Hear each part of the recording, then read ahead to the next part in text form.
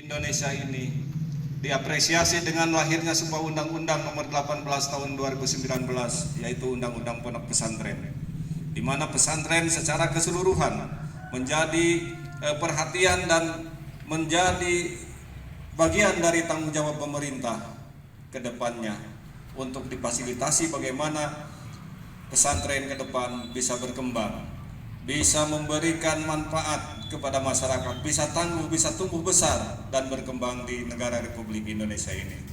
Setelah lahirnya Undang-Undang Pesantren nomor 18 tahun 2019, setiap provinsi menindaklanjuti dengan peraturan daerah.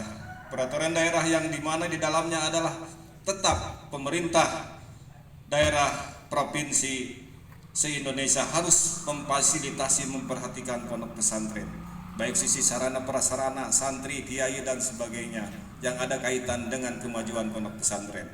Kemudian ditindaklanjuti dengan peraturan daerah di tiap kabupaten kota masing-masing, dan alhamdulillah pada hari Jumat kemarin Kabupaten Garut khususnya DPRD Kabupaten Garut berinisiasi membuat peraturan daerah atau Perda tentang fasilitasi pondok pesantren, dan alhamdulillah kemarin hari Jumat telah disahkan menjadi peraturan daerah yang insya Allah nantinya akan dirasakan manfaatnya oleh setiap pondok pesantren yang ada di Kabupaten Garut. Santri dilindungi, kiai dilindungi, sarana dan prasarananya insya Allah akan diperhatikan oleh pemerintah daerah. Cantolan hukumnya jelas, undang-undangnya jelas, sehingga tidak ada alasan lagi pemerintah tidak memperhatikan pondok pesantren ke depan, baik di tingkat pusat maupun di tingkat kabupaten kota yang ada di Indonesia.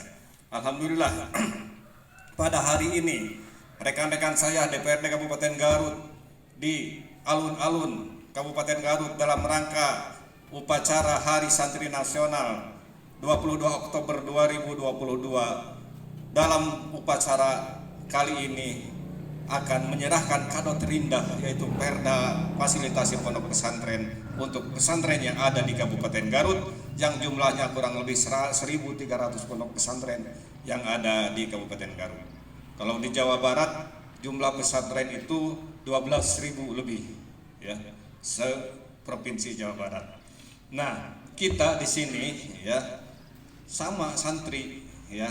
Kenapa demikian? Karena kalau Bapak tadi bilang bahwa pendidikan utama dan paling pertama di Indonesia adalah pondok pesantren. Kemudian dilanjutkan dengan madrasah sebelum pendidikan umum, SD, SMP dan sebagainya. Madrasah lebih utama dan lebih awal juga. Ya, santri itu bahasa Arab, bahasa Indonesianya adalah siswa. Sama, apalagi di kita di madrasah ya yang diselenggarakan oleh Al-Furqan itu kurikulumnya itu adalah di dalamnya ada bagian-bagian yang dicatut dari kurikulum pesantren.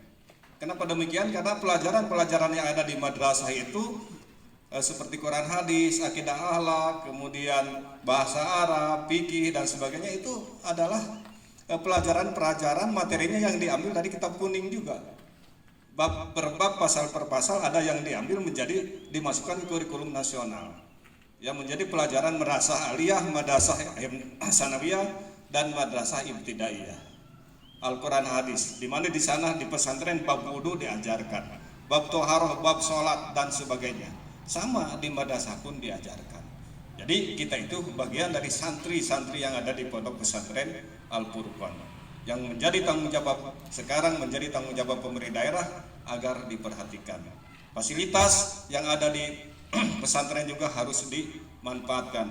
Fasilitas yang ada di Yayasan Al-Furqan harus dimanfaatkan. Tersedia kobong banyak ya di atas di Pongpora. Di sini juga bisa diisi lebih banyak lagi kalau ada yang mau mondok di sini. Silakan berasrama di sini, silakan.